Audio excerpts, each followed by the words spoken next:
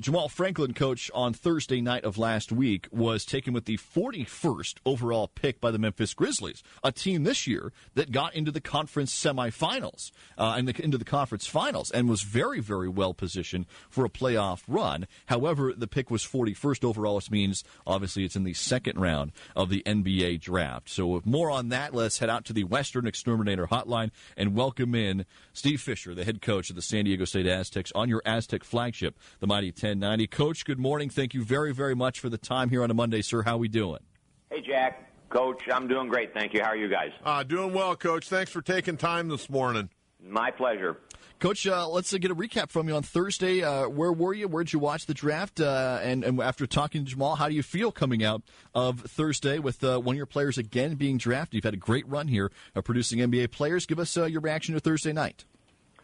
I was at home. We had camp. Came home right afterwards, and Angie and I, my wife, watched the draft, just the two of us, and we, with nervous anticipation, like many people who were watching and waiting for Jamal to be drafted. Coach, when you saw that he wasn't going to go, in the mid-first round, and then the first round comes and goes, as they started the second round, what were you thinking? Well, I didn't think he was going to go, John, in the mid-first round. I thought he had a chance to go somewhere in the 20s in the first round. When it didn't happen, I was like everybody. I got nervous, and every player that was picked after 30, I agonized over it, and was probably a little bit like Jamal, although not quite as uptight, but very excited and elated when his name was picked 41 by Memphis. Coach Steve Fisher with us here this morning on the Mighty 1090. Coach, have you spoken with Jamal? And if so, what did he say about going 41st overall and what his plans are as we move ahead now? I have spoken with Jamal. He was in town this weekend. I saw him on Saturday. He came over we had team camp on Saturday. He came over. He saw Tom Abdenar, our trainer. He still has some pretty good swelling on that ankle that he hurt way back in early May. And I think he got over the disappointment, frustration of not going in the first round, and he was Jamal again. He was upbeat, excited, and ready to go. And he is in Memphis as we speak, getting ready to meet with media and all of their personnel. Hey, Coach, any thoughts on why he went as late as he did in this draft? John, that draft is a funny animal. They're probably, for everybody that would tell you they had the answer, it would be a different answer. So, no, I really don't know. I do know there were 7 or 8 or 9 foreign players taken in the first round, many of whom none of us know who they are. So that impacts it. And then one team that you think's going to pick you or might pick you, all of a sudden somebody falls to them, they don't take you, and it has a domino effect that comes into play. And for whatever reason, Jamal was the guy that at least on some people's, quote, mock draft board, and even guys like Jay Billis, when he started putting up best available, Jamal's name sat there for quite a while in his mind in terms of who was best available. But, no, I really don't know.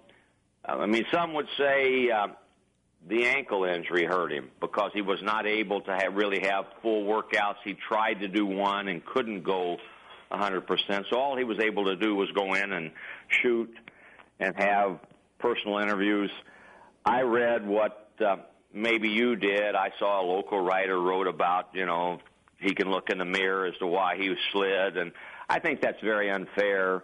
Was Jamal perfect? No. But Jamal had so many things that he did that people that knew him and were doing their due diligence to draft him were well aware of. For instance, I heard he went to Chicago for the pre-draft, couldn't participate, but they did all the measurements, and then he did interviews with, I believe, 12 different clubs. I heard from 7 different teams raving to me about Jamal, his character, his personality, how he came across in those meetings. So I think for a guy who may have talked to a guy, to say something like that is it might create controversy, sell a paper or two, but I don't think it's the reason or the right thing to do. You know, he's one of those guys, you watch him on the court, and there's some things probably if you're the opponent you don't like, but you always disciplined him and calmed him down when he got a little out of control. But the guy wants to win, and the guy wants to play hard. And, you know, one of the things I keep hearing about him is he's not a great shooter. Well, you know, in college maybe he wasn't a great shooter, but when you're the number one option, you're going to take some bad shots here and there. And if he goes to the right system in Memphis and is getting an opportunity to play and not be the number one option, all of a sudden that shooting percentage might get a whole lot better. I think it will. I think, you know, I'm the first to say Jamal took some shots that probably were harder than they should be.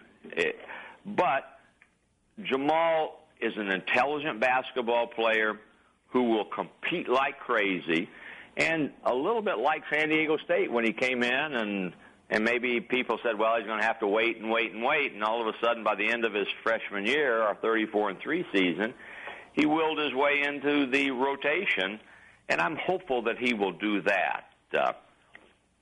I think a little bit of what we preach is rubbed off on Jamal. I told him this, but he said it as I was saying it. He was the Memphis Grizzlies' first-round draft pick. They didn't have a first-round pick. Good way to look at it. Yeah. And I think Tony Allen, one of their players, is a free agent.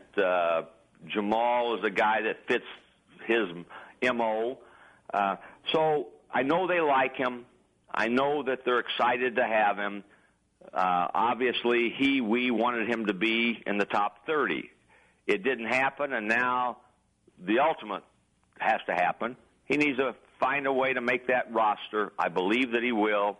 And then you rise on merit. So he's there. He's going to get an opportunity, and we're very hopeful that he will be someone that will have an opportunity to play in the NBA for a long time. Well, Coach, this kind of puts the book. Thursday was kind of the closing of the 2012-2013 season, and now we can officially look ahead for November of this year when we'll carry the games and get you set. As you look ahead for you guys, the roster you are building, it includes Josh Davis, the transfer from Tulane.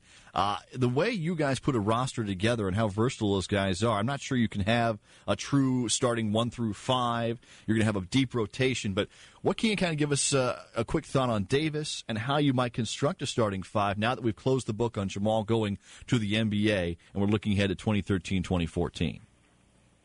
Our fans are going to love Josh Davis.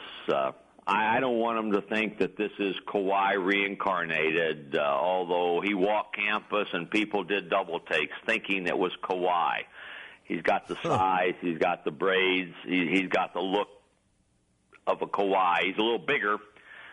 Tremendous young man. I think everyone, when they see him, meet him, get to know him, watch him, will say, this is a truly outstanding individual. And he can play. He was second in the nation in offensive rebounds last year.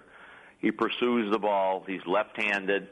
And he will fit, again, Jack, what you said, the mold of being able to move people around depending on who you have out on the court and who you're playing to have a combination. But Josh is really going to help this basketball team in so many different ways. And he won't be the only one. We lost, as you guys both know, a lot of players. Yeah. But we've got guys like Matt Shrigley, who has been phenomenal with what he did to grow his game and to develop as a basketball player in his redshirt season, bringing in 2 freshmen and guys that played will have bigger roles, and we are led by Xavier Thames, who will be a 3-year starter for us at the point. So we're anxious also to see how we'll be. Hey, Coach, I wanted to get your comments. A couple of other guys went early in this draft. The number one overall pick, to a lot of people's surprise, Anthony Bennett from UNLV. And, boy, what a talented player, only playing 1 year of college, a guy that can post up, a guy that can step out on the perimeter and shoot, a great rebounder, definitely an NBA body as well.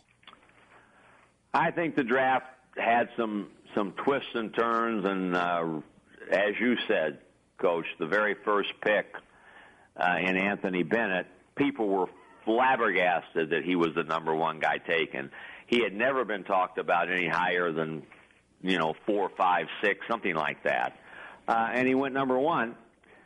What I saw, and we played them, as you know, 3 times, I saw a tremendously skilled young basketball player that had flashes of brilliance. Against us in one game, he had in about 2 minutes 9 or 10 points, and he did it every way. He shot a 3, took a defensive rebound, went the length of the court, behind his back, pulled up so he wouldn't get a charge, got an offensive rebound.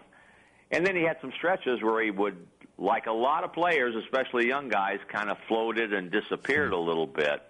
But the talent is there, and it will be up to him first and Cleveland to get it out of him. He's talented, no question about it. And, again, he's the only one that was drafted high that we played against. But he's very skilled. Hey, Coach, how about Tony Snell out of New Mexico? He went 20th in the first round of the Chicago Bulls. We coveted Tony Snell coming out of high school. I know you remember that, Coach. And he wound up going to Westwind Prep and played with Jamal. He is from, you would know, but most fans don't know, that he played at Martin Luther King with Kawhi Leonard. He was in that starting lineup, and he was an afterthought to Kawhi then, but he's really good. I think he helped himself in the workouts where Jamal couldn't participate. Tony did, and I believe that he showed, hey, this kid is better than we thought. And I believe he climbed based on what he did in his workouts. And those guys not coming back here to the conference coming up next year, always a good sign. Coach, thank you very, very much for the time here this morning, and we'll get you quite often here as we head toward November. Thank you very much, sir. Sounds good, man. Good talking to you, Jack. Coach. Be well, Coach. Thank you. You too.